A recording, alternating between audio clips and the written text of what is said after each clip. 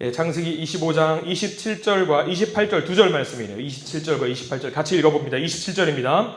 그 아들이 장성함에 에서는 익숙한 사냥꾼이었으므로 들 사람이 되고 야곱은 조용한 사람이었으므로 장막에 거주하니 이삭은 에서가 사냥한 고기를 좋아하므로 그를 사랑하고 리브가는 야곱을 사랑하였더라. 아멘. 오늘 이 말씀 가운데 하나님의 은혜가 넘치기를 간절히 기도하고 소망합니다. 우리 기도하는 마음으로 먼저 고백합니다. 하나님과 동행하겠습니다. 아멘. 우리 옆사람 축복하면서 하나님과 동행하십시오. 아멘. 하나님과 동행하시길 바랍니다. 네, 감사합니다. 오늘 창세기 25장부터 시작해서 이제 야곱과 에서에 대한 이야기를 좀 해보려고 합니다. 근데 이야기를 말씀을 좀 준비하고 하다 보니까 내용이 너무 많아요. 너무 많아서 하루에 다 보기가 어려울 것 같아서 시간을 좀 쪼개가지고 오늘 좀 이야기를 해볼 것 같은데, 아마 오늘은 이제 장자권에 대한 이야기, 장자의 어떤 축복권이라고 보통 우리는 알고 있잖아요. 장자의 어떤 팥죽 사건, 그 사건을 중심으로 좀 이야기를 좀 해보려고 합니다.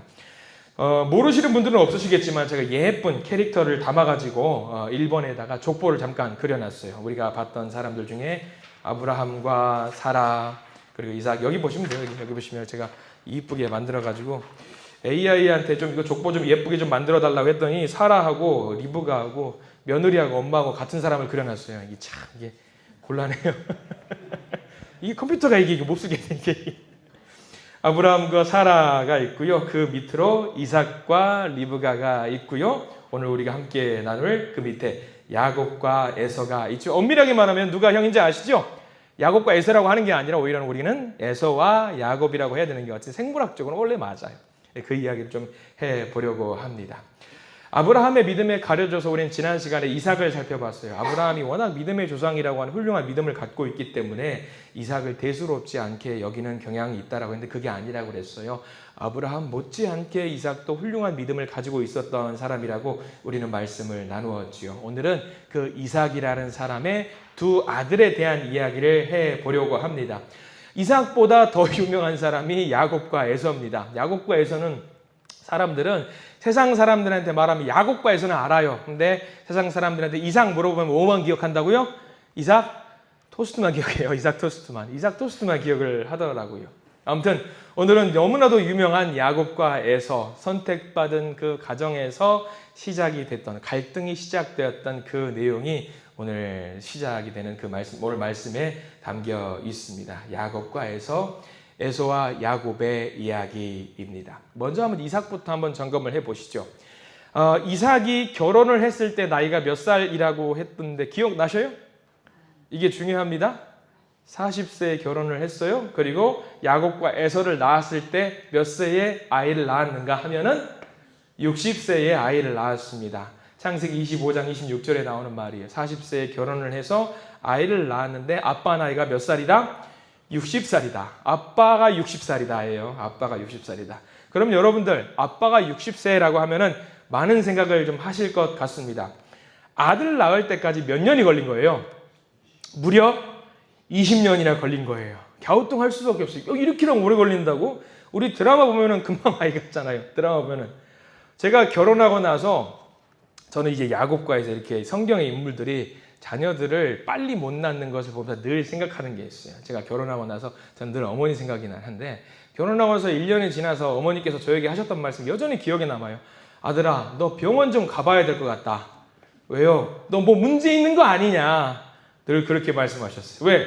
1년 지나면 다 아이를 낳는다라고 생각을 어른들은 하셨습니다. 지금도 그런 생각들을 많이 하실 겁니다. 그래서 좀 따졌죠. 왜 병원에 가야 되냐고. 무슨 결혼하고 당장 아이 가져야 되냐고. 그러면서 번쩍하면은 아이 가져야 된다라고 어른들은 생각할 때가 있었어요. 여러분들도 혹시 그렇게 생각하는 분들 안 계시죠? 요즘은 좀 아이 갖는 게 좀 많이 늦어진다라고 하더라고요. 근데 아무튼 빨리 손주를 보고 싶으셔서 어르신들은 그렇게 생각들을 하셨던 것 같습니다. 아무튼 그래요. 우리가 그렇게 생각을 한단 말이죠. 1년 또는 2년 머지않은 미래에 금방 아이를 가질 거라고 생각을 하는데 오늘 성경 말씀 보면은요. 무려 아들을 걷기까지 무려 몇 년이 걸렸냐면 20년이 걸려서야 겨우 야곱과 에서를 가졌다라는 것을 우리는 알게 됩니다. 이삭도 믿음이 굳건한 사람이었어요. 그러면 이삭은, 우리는 성경에 나오지는 않지만 이삭은 20년 동안 무엇을 했겠다 생각을 할 수 있죠? 이삭도 당연히 기도를 했겠다 생각을 할 것 같습니다. 혼자 막 생각을 했을 겁니다. 하면서 원망도 했겠죠. 이거 유전인가? 우리 아버지도 나를 갖기 위해서 100세가 되어서야지 나를 얻으셨는데 나도 지금 그런 모습으로 하나님이 내게 시험을 주시는 것은 아닐까? 막 이런 생각도 했겠죠. 엄청 기도했을 겁니다. 아브라함도 이삭을 보면서 애가 많이 탔겠죠. 애가 결혼을 했는데 아이가 없어요. 몇 년, 하루, 1년, 2년 넘어가니까 계속 이제 아버지의 입장, 아브라함의 입장도 좀 마음이 좀 복잡하겠죠. 그러면서 기도했겠죠. 아브라함도 마찬가지로 하나님, 저도 아들의 문제로 이렇게 힘들게 시험을 주셔놓고 저희 아들 이삭에게도 이렇게 고생을 시키시면 어떻게 합니까? 고민 많이 했을 것이고요. 아브라함과 이삭이 같이 기도를 많이 했을 것 같습니다. 이렇게라도 하나님께서 아브라함과 이삭으로 하여금 기도하시게 만든 것은 아닌가 생각을 해요. 그렇게 꼬박 20년 기도해서 하나님께서 아들들을 주셨지요. 잠시 리브가의 입장은 볼까요? 며느리 리브가, 그리고 이삭의 아내였던 리브가의 입장도 한번 보시죠. 성경에 리브가의 나이는 정확하게 나오지 않습니다. 이삭의 아내가 리브가의 나이가 정확하게 나오지 않아요. 다만 우리는 나이 차이가 좀 있겠거니 생각은 좀 할 수가 있어요.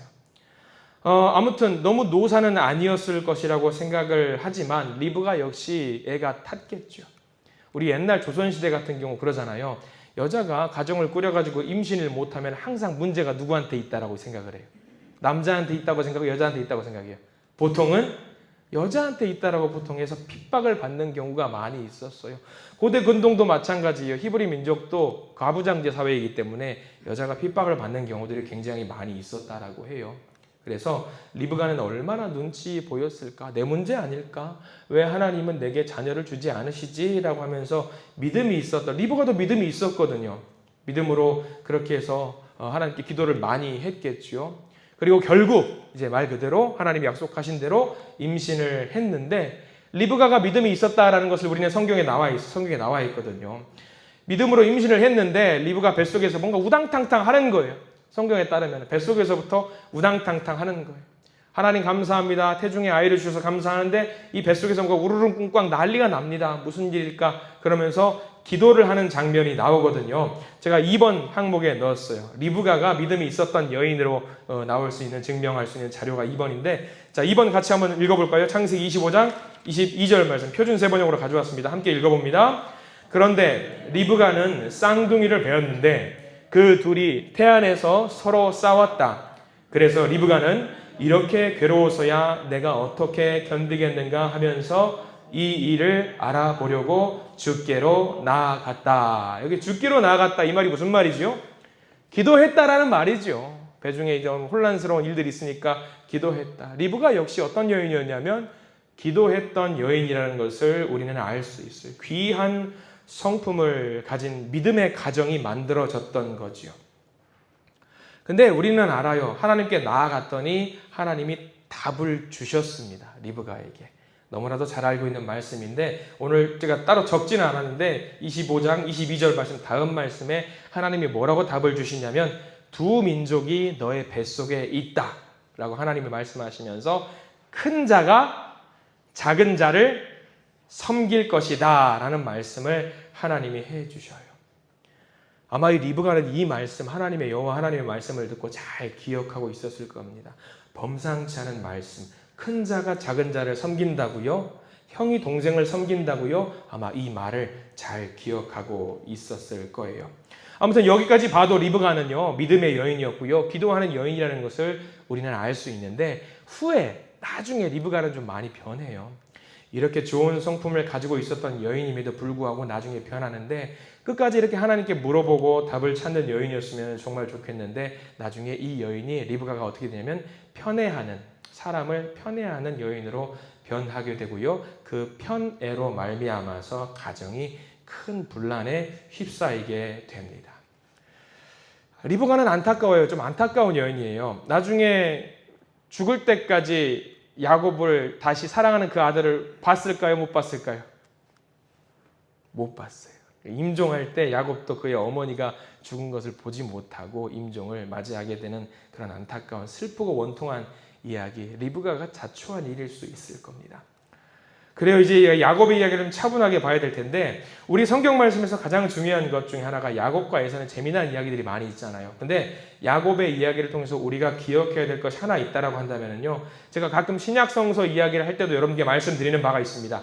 기적에 집중하지 말라고 제가 말씀을 드리는 바가 있어요. 가끔 기적에 집중하지 마라.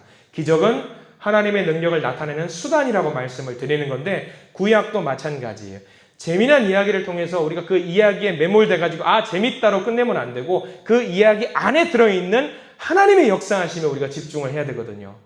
야곱과 에서 이야기도 마찬가지입니다.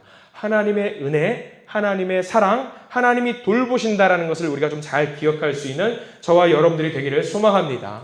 그게 중요합니다. 야곱을 하나님이 돌보시더라. 이거예요, 이거. 이것만 기억하면 돼요. 야곱을 하나님이 돌보시더라. 이게 가장 중요한 야곱과 에서 이야기의 핵심입니다.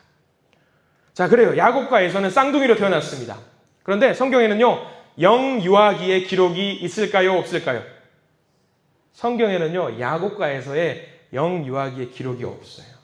기록이 없습니다. 다만 이게 성경에는 그가 본격적으로 야곱과 에서가 드러나는 시점이 어디냐면 창세기 25장 27절과 28절, 우리가 읽었던 본문에서부터 본격적으로 야곱과 에서가 등장을 하거든요.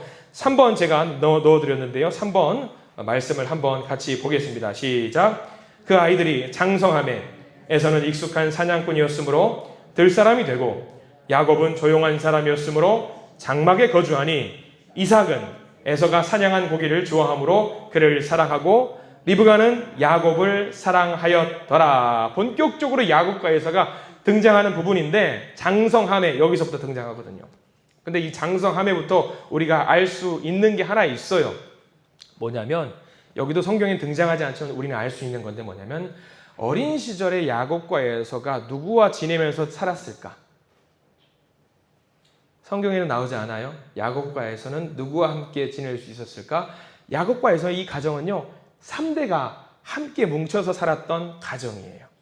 3대라고 하는 거는 누구부터 올라가는 거죠? 아브라함 때부터 올라가는 거예요. 아브라함 가정과 이삭과 야곱과 에서가 함께 지냈다라는 것은 우리가 알 수 있어요. 야곱과 에서가 어렸을 때는요, 할아버지, 아버지와 다 같이 함께 살았던 것 같고요. 성경에 따르면은 최소한 야곱과 에서가 15세가 될 때까지 이 가정이 한 가정이 되어가지고 살았어요. 15세 즈음에 아브라함이 죽게 됩니다. 그러면 할아버지 아브라함과 같이 살았다라는 이야기는 무엇을 의미하느냐? 할아버지가 손자들에게 신앙의 교육을 잘 시켰다라는 이야기로 대신할 수 있는 거예요.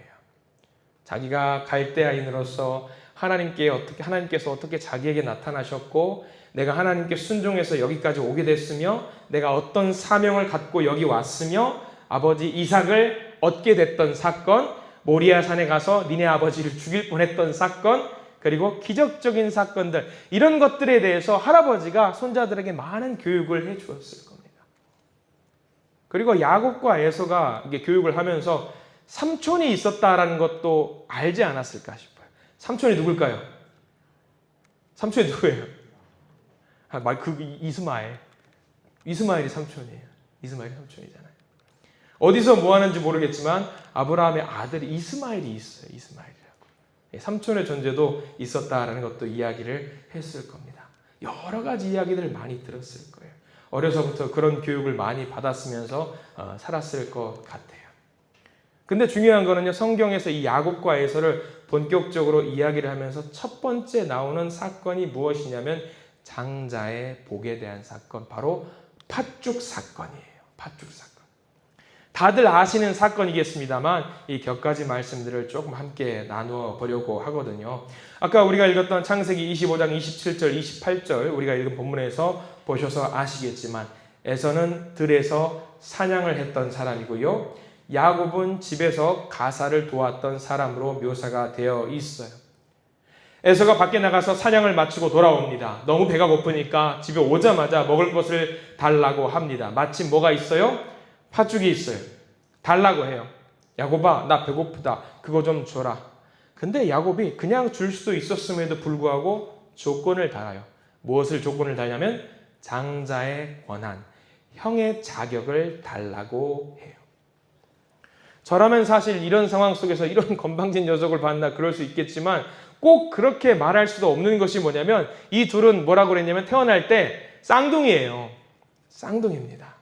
형, 동생 하겠지만 사실 거의 친구예요. 친구 같은 존재이기 때문에 형, 동생이 사실 중요할까요? 중요하지 않을까요? 그렇게 중요한 게 아니에요. 장자의 권한, 장자의 복, 뭐가 중요한가 싶었을 텐데 별로 중요한 게 아니에요. 그러니까 에서는 뭐라고 이야기하냐면 네가 가져가라. 그거 뭐가 중요하냐. 친구 같은 존재인데 뭐 형이고 동생이고 뭐가 중요하냐라고 하면서 그렇게 넘기는 거죠. 근데 중요한 것은 야곱의 입장을 우리가 봐야 되겠죠. 에서와 함께 할아버지 아브라함으로부터 그 복에 대한 이야기를 많이 들었을 겁니다. 신앙의 교육과 훈련을 많이 받았고요. 장자의 권한, 하나님이 장자에게 주시는 복에 대한 말씀도 굉장히 많이 들었을 거예요. 그런데 그 이야기를 에서와 야곱 둘 다 들었지만 야곱은 민감하게 반응했는가 하면 에서는 그것을 대충 들었다라는 거예요. 왜 에서가 대충 들었을까요? 에서는 이미 장자니까. 자기는 이미 장자니까 권한이고 뭐고 필요 없이 생물학적으로 자기가 먼저 나왔으니까 자기가 형인 거예요. 그러니까 바꿀 수 있는 게 아니잖아요. 생물학적으로 먼저 나왔으니까 바꿔질 수 있는 게 아니라고 생각을 했으니까 그게 별로 대수롭지 않다라고 생각을 했던 것 같습니다. 야곱은 그게 아니었어요.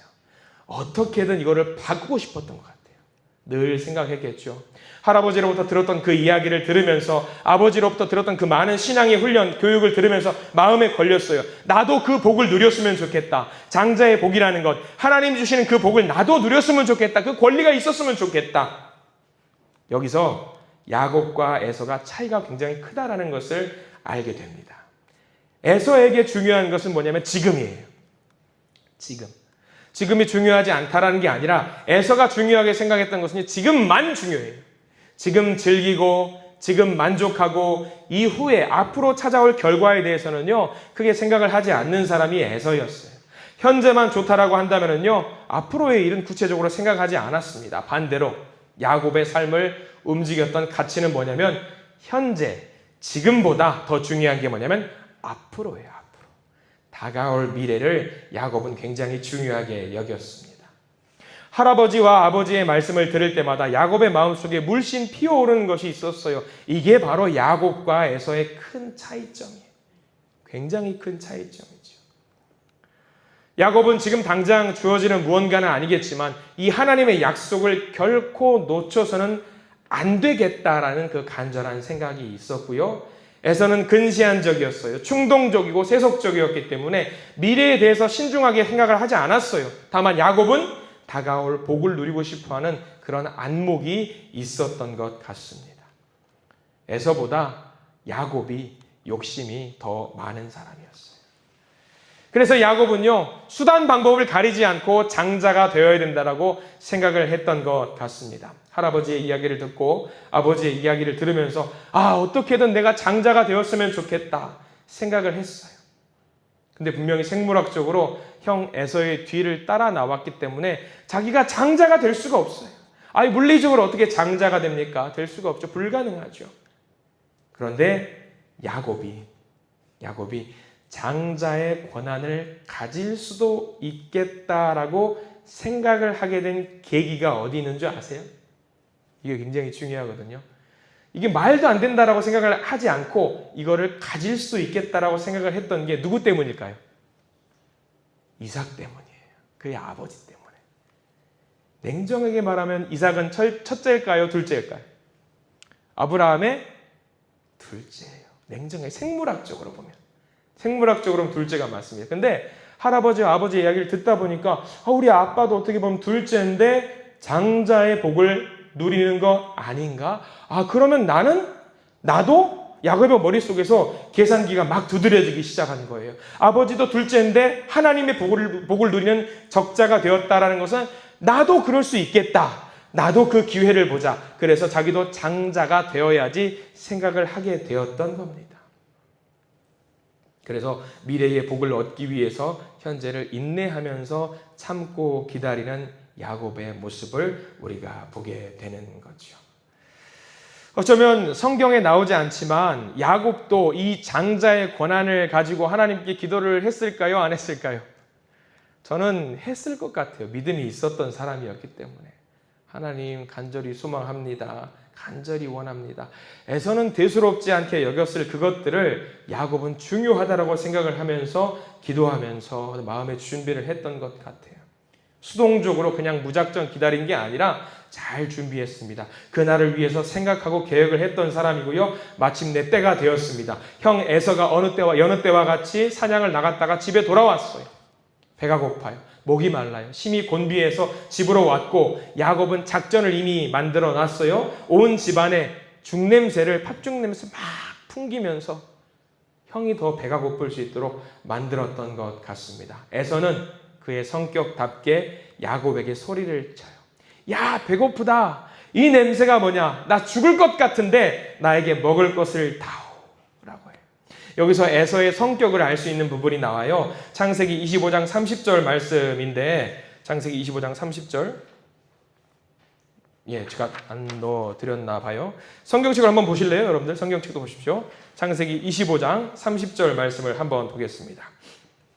에서의 성격을 알 수 있는 부분이 창세기 25장 30절 말씀에 나오는데 30절 같이 읽어봅니다. 야곱에게 이르되 내가 피곤하니 그 붉은 것을 내가 먹게 하라 한지라. 그러므로 에서의 별명은 에돔이더라 라고 말해요. 에서가 뭘 달라고 그랬어요? 야곱에게 팥죽 달라고 그랬어요? 아니요, 팥죽 달라고 하지 않았어요.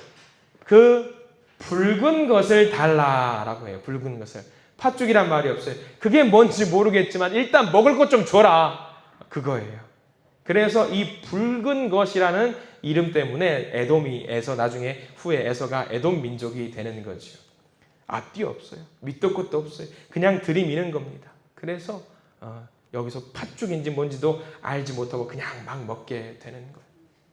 이 상황이 야곱에게는 최고의 기회였습니다. 할아버지 아브라함으로부터 들었던 말씀이 마음 깊숙한 곳에서 자기를 지배하고 있었어요. 장자의 권리 하고 속으로 막 노래를 불렀을 겁니다. 야곱은 기다렸다는 듯이 흥정을 시작해요. 형, 장자의 권리를 내게 팔아라 라고 이야기를 해요.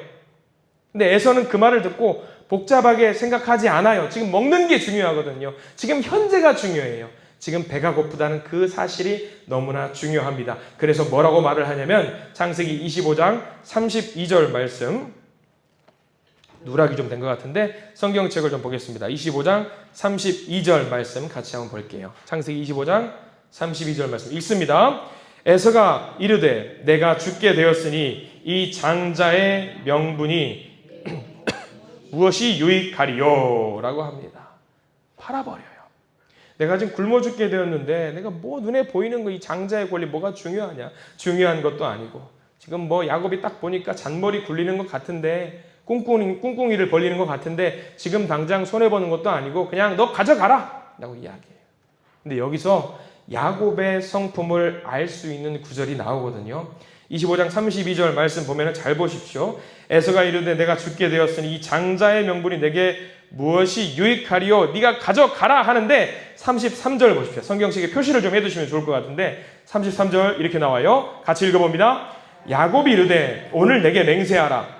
에서가 맹세하고 장자의 명분을 야곱에게 판지라. 어디에 몇 줄을 그어야 되냐면 어디에 표시하냐면 오늘 내게 맹세하라. 맹세하라.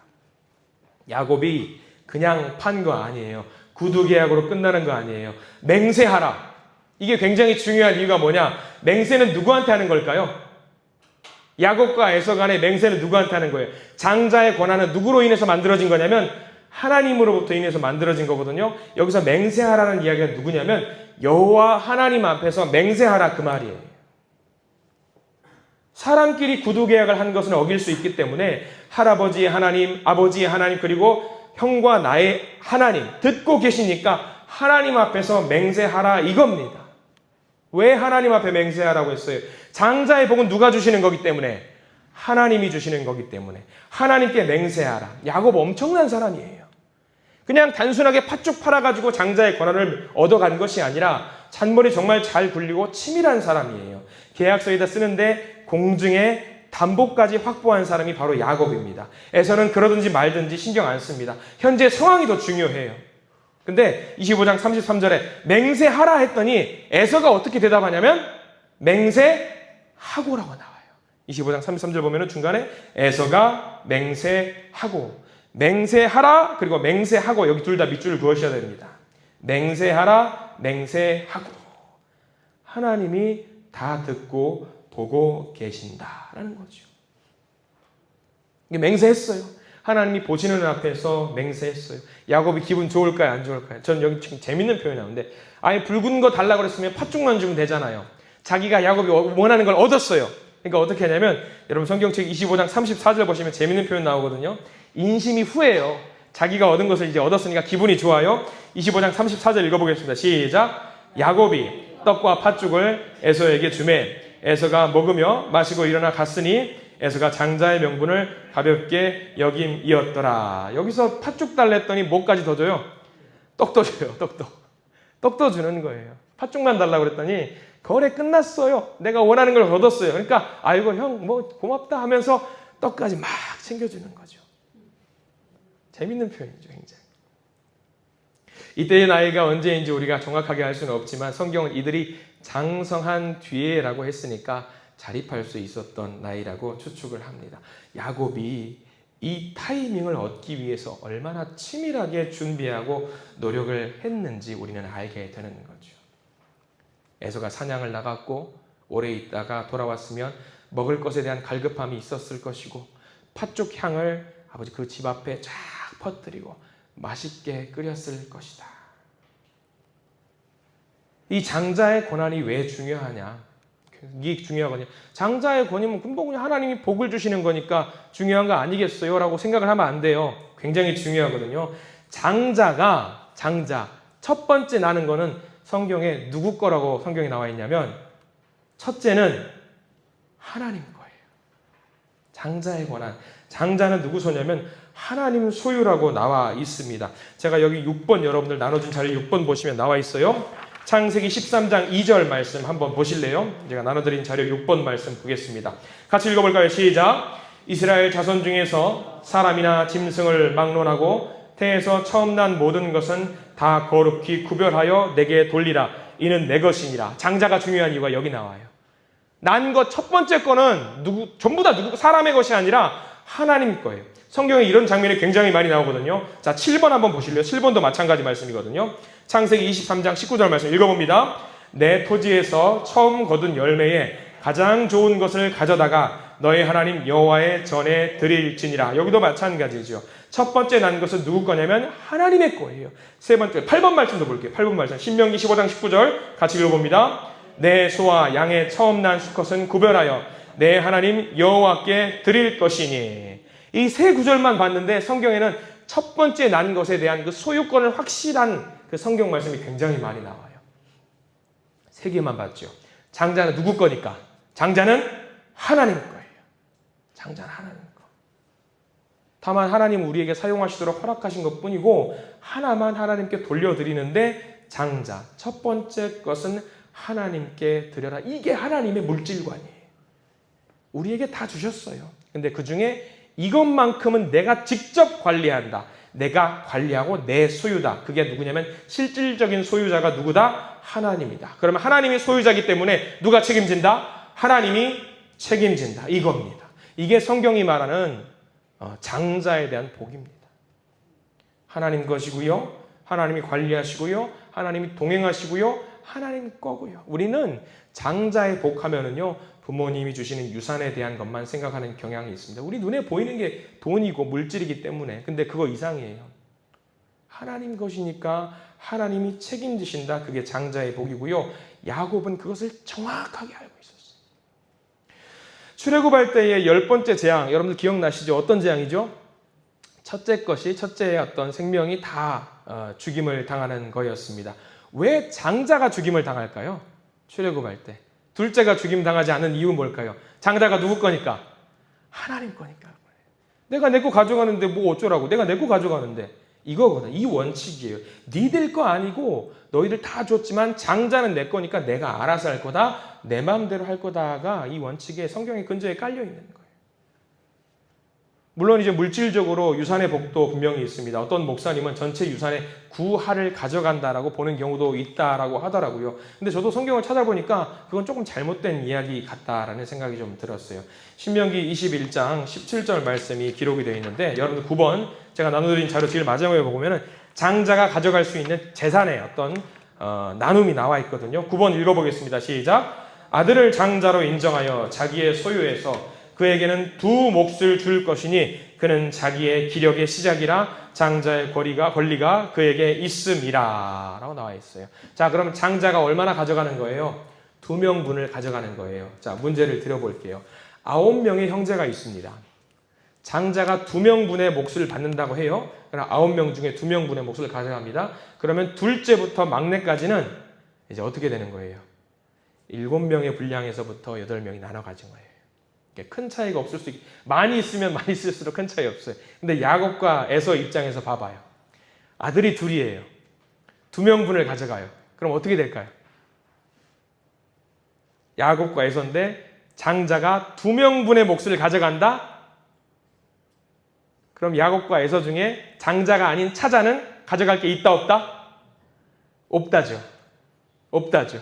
근데 그건 아니고 3분의 1로 나눈대요. 3분의 1을 가져가고 3분의 1로 나눈다라는 것이 율법에 나와 있다라고 하더라고요. 아무튼 그 비중이 너무 커요. 장자와 차자. 이것에 대해서 할아버지 아브라함과 아버지 이삭이 충분히 많이 이야기를 했습니다. 근데 야곱은 그 말씀을 들으면서 아, 그렇구나. 장자의 권한, 하나님과 동행할 수 있는 권한, 하나님의 복, 그것을 인지를 하면서 살았던 것이고요. 에서도 동일하게 들었지만 그것에 대해서 눈치를 못 채고 대충 넘겼던 거예요. 왜냐하면 에서가 추구했던 것은 지금이니까요. 지금이 중요한 거였어요. 반대로 야곱은 현재가 아니라 미래, 하나님의 복, 하나님의 은혜 이런 개념을 중요하게 여겼던 것이지요. 물론 야곱이 이렇게 해서 장자의 권한을 가져갔다라고 해서 하나님이 칭찬했을까요?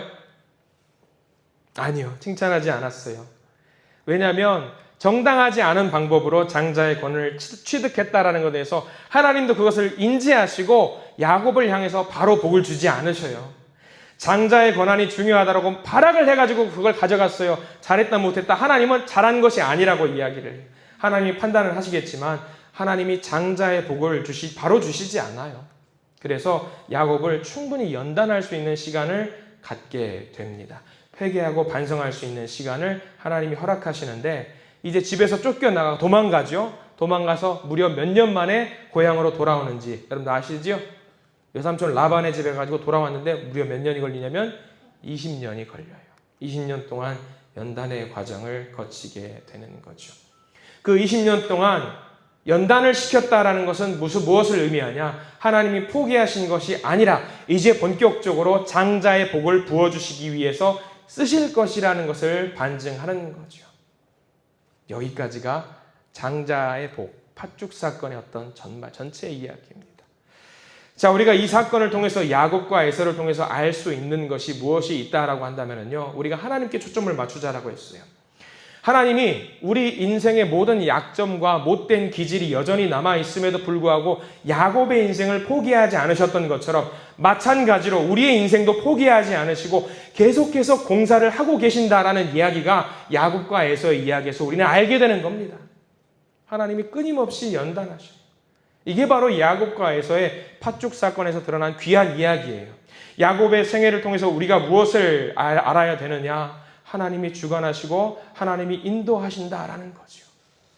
야곱이 정확하게 캐치했던 것도 우리가 좀 알아야 되겠죠. 하나님의 자비, 하나님의 은혜, 하나님의 것은 하나님이 책임지신다. 그게 핵심입니다. 말씀을 정리할 텐데 우리가 무슨 생각을 해야 될까? 오늘 말씀을 통해서 하나님께서 야곱의 인생을 책임지셨던 것처럼 여러분들, 우리가 아무리 못되고 하나님에서 나쁜 짓을 많이 했다라고 할지라도 우리 인생도 하나님이 책임지실 것을 반드시 믿으시기는 저와 여러분들 되시기를 축원합니다. 그게 중요합니다. 우리가 하나님 앞에서 복을 주세요 했을 때 복을 받을 수 있는 자격이 있는 사람이 과연 될까? 누구 있을까요? 없어요.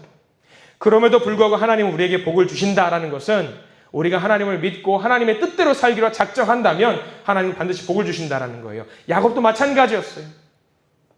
하나님 장자의 복, 하나님의 뜻대로 살겠습니다. 늘 기도하며 살았을 겁니다. 우리는 하나님 앞에서 영적인 장자입니다.